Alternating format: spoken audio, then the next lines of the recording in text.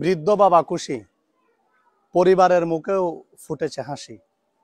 সামান্য একটি সহযোগিতার মাধ্যমে যেটি ছিলাম অসহায় দরিদ্র ল্যান্ডস্টাফ, যিনি সড়ক থেকে উঠে গিয়েছিল, একটি জায়গা পাচ্ছে না, নাম প্রকাশে অনিচ্ছুক একজন ব্যক্তির ইশারায় একটি জায়গায় বসেছে অস্থায়ীভাবে। তবে যে জায়গায় বসেছিল কোনো না কোনো কারণে সেখানে কোনো সমস্যার সৃষ্টি হচ্ছে এমনটাই জানিয়েছেন। তবে সেখান থেকে একটি জায়গায় এসে খুব সৌন্দর্য, যার কথা বলছিলাম, সেই আমাদের মুরব্বী, যার দোকান এখন মোটামুটি ফুটফুটে একটি চলার মতো পরিবর্তন হয়েছে। আমরা চাই এই আরো পরিবর্তন হয় এবং এগিয়ে আসে সকল মানুষ, এটাই প্রত্যাশা থাকবে। এখানের পুকুর পাড়ের যে জায়গায় তিনি দাঁড়িয়েছিল, সেই পুকুর পাড় জামে মসজিদের সাধারণ সম্পাদক খায়রুল ইসলাম ভাই, তিনিও ওয়াদা করেছেন উপজেলা প্রশাসনের সাথে তিনি কমিটমেন্ট করে তাকে যাতে একটি সময় ওই জায়গার কোনো একটি পাশে মানে সুযোগ দেয় দাঁড়াতে, যাতে তিনি আরো 2টি টাকা উপার্জন করতে পারে, বয়সের শেষ প্রান্তে যাতে পরিবার স্বজন নিয়ে হাসি খুশিভাবে সংসার চালাতে পারে। বলছিলাম সেই মুরব্বীর কথা, যদি একটু সামনে গিয়ে দেখায় আসি। মুরব্বী কেমন আছেন আপনি? ভালো আছি। ভালো আছেন? জি। শরীরের অবস্থা কেমন? ভালোই। দোকানে তো মাল টাল তুলছেন, কেমন লাগছে? একটু সুন্দর লাগছে। এই জায়গায় আসছেন, এই জায়গায় কাস্টমার আসে? আসে, টুকটাক আসে। কেমন বেচা হয়? অল্প বেচা কেনা, হঠাৎ করে আসা এসেছে এখানে, এই দীর্ঘদিন হয়ে গেলে ওইটা হয়ে যাবে। হয়ে যাবে গা। আগে যে জায়গায় ছিলেন ওইখান থেকে তো এখানে আসছেন, কোনো সমস্যা হচ্ছে? না, কোনো সমস্যা নেই। এখানে তো অস্থায়ী ভাবে থাকবেন। অস্থায়ী। মনে করেন কোনো প্রোগ্রাম হচ্ছে তখন কিন্তু সরে যেতে হবে, কারণ জি। সামনে সরকারি প্রতিষ্ঠান। জি। বা যে ব্যক্তিটি আপনাকে আসতে বলেছে তার নাম বলার দরকার নাই, তার প্রতি আপনার কি রয়েছে? এই আনন্দ, কৃতজ্ঞতা রয়েছে।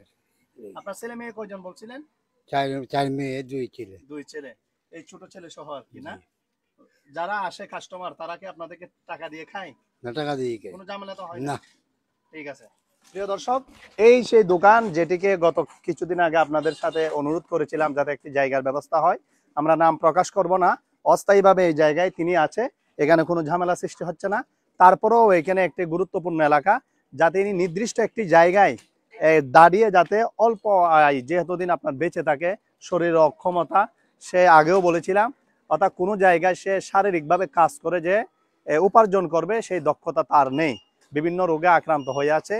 এই চা পান বিক্রির মাধ্যমেই এভাবে তার দিনটি কাটাবে এবং তার যে পরিবার রয়েছে, পরিবার অত্যন্ত দুমেলা দুমুঠো ডাল ভাত খেয়ে জীবনটা কাটাতে পারবে।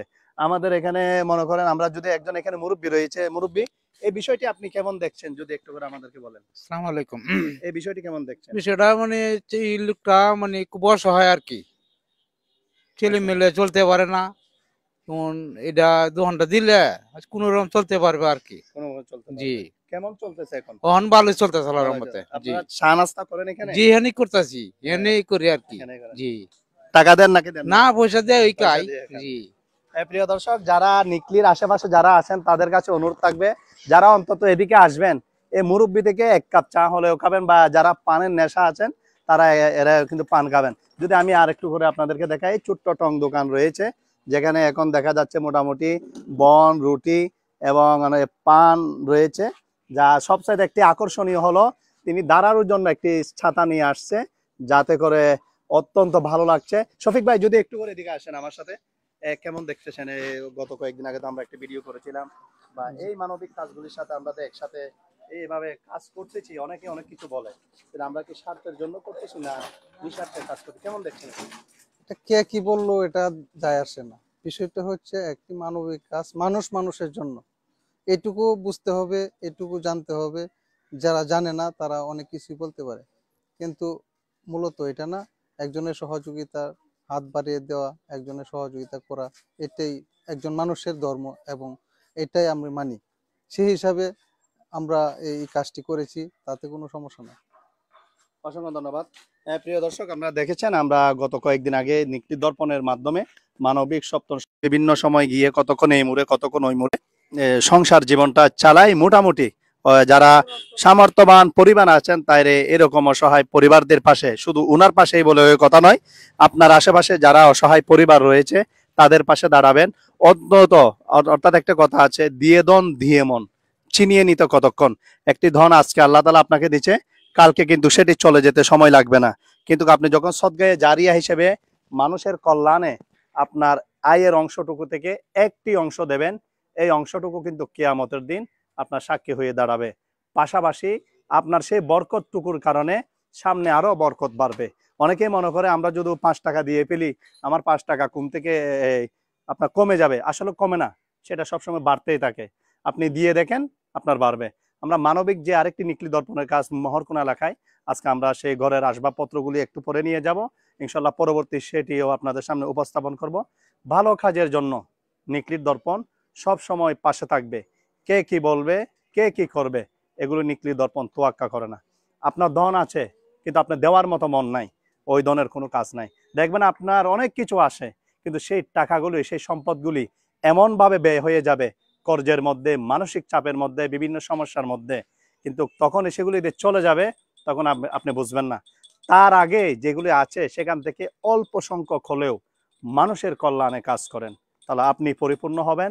আপনার কারণে সমাজ পরিবর্তন হবে, একটি এলাকা পরিবর্তন হবে। এই মানবিক কাজে নিকলির বাসী সকলের প্রতি অনুরোধ জানাচ্ছি, সামর্থ্যবান ব্যক্তিরা ভিন্ন ভিন্ন ভাবে হলেও সবসময় এটা করতে হবে, এটা করবে না, যে ভালো কাজ হবে, রাস্তা ঠিক করে দেওয়া, সড়ক ঠিক করে দেওয়া, একটা বাড়িঘর নির্মাণ করে দেওয়া, বা অসচ্ছল পরিবারের যারা শিক্ষার্থী রয়েছে তাদেরকে বই পুস্তক বা প্রাইভেটের একটি খরচের অংশ বা একটি টিফিনের অংশ, এরকম বিভিন্ন বিভিন্ন কর্মকাণ্ডের মধ্যে আপনারা যুবক বা যারা সামর্থ্যবান ব্যক্তি আছেন সকলে জড়াবেন, এটাই প্রত্যাশা রইল। একজনে না পারলে আপনারা 10 জন একটা কমিটি করেন, 10 জন একটি মানবিক একটা টিম করেন, 10 টাকা করে একটি উপার্জন হলে সেখান থেকে একটি পরিবারের পাশে দাঁড়ান। দেখবেন এই দাঁড়ানোর উছিলায় নিকলি একটি রোল মডেল হবে, এটাই প্রত্যাশা। ভালো থাকুন, সুস্থ থাকুন, ধন্যবাদ সকলকে।